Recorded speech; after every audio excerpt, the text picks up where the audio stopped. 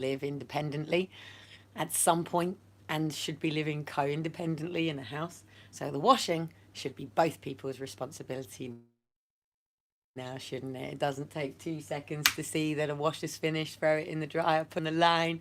I think that's how it should work in a household. Yes, doesn't matter if you're a kid. If you see it's finished, give it a good shake out and put it out. Give your mum a hand.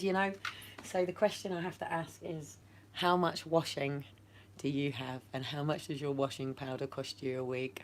What sort of washing powder do you use? And yeah, how would you cope with your kids' wet beds in the night time, which is what kicked this all off with Aaron and Faith in the first place? This is what started it all. This is what started it at Save the Family.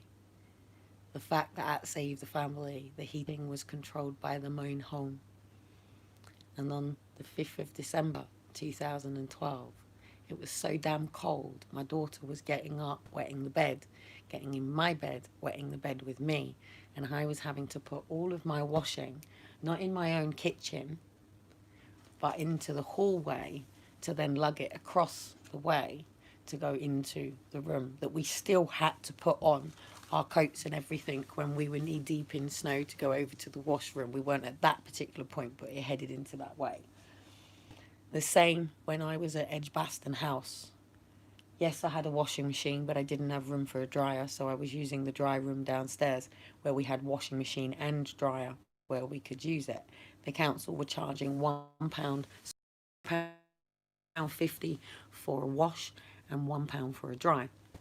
Some people use just normal electric and pay monthly to be able to wash stuff like this. And some people have meters.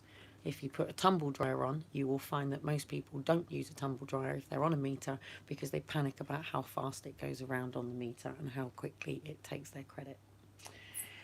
So, with amongst my stuff that I really just like to do on a Sunday, this is a Sunday job for me. I'm having to use the only time that I actually have any childcare at the moment with the boys going to my mum to do my domestic time. But Thursday should now be my time to go out on my skates, go and do what I need to do and be in me. And that is meant to be my day. So I really do need hand on a Saturday, Sunday, or somebody coming in on a Sunday to do 2 hours and blocking that from 1 to 3:30 to come into mine on a Saturday, Sunday and do all of my stuff. But I don't like to exchange money on a Sunday or over the Sabbath period or have anybody work. So I might have to push that till Monday morning and reset while we shoot out on a Monday morning. I don't know yet. So the question is, who does the domestic chores in your house? Who does the washing up? Who is responsible? Should we all just wash up our own stuff? When you are the cooker, do you make it easier for the washer-upper?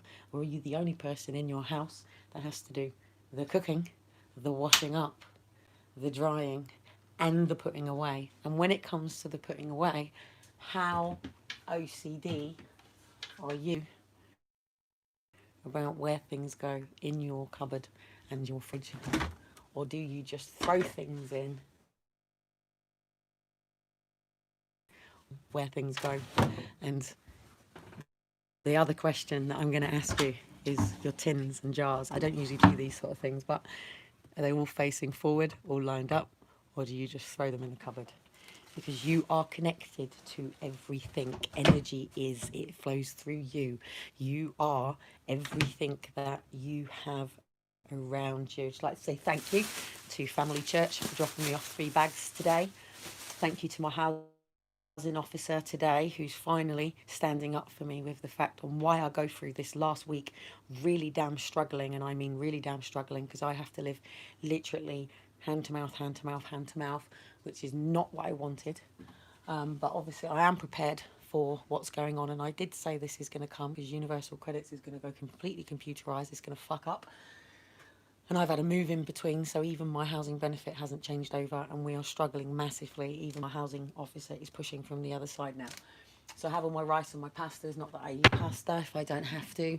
I've got these tubs up here. I've got these tubs up here that have got all the rice and pasta in. And then obviously I've got flour ready for having to make my bread. I do need wholemeal flour. Behind there I've got more pastas. So here behind me I've got all my buckwheat. I've even got all my lentils and spelts in tins if I have to. And if I have to, I've got lots of stewing steaks and chicken casseroles and soups. Well, these are all my soups. I've got tins of soups. Right, more rice down there. Plenty of chopped tomatoes. Plenty of peeled potatoes. Lots of sugar. And the other most important thing, obviously, is I've got lots of yeast.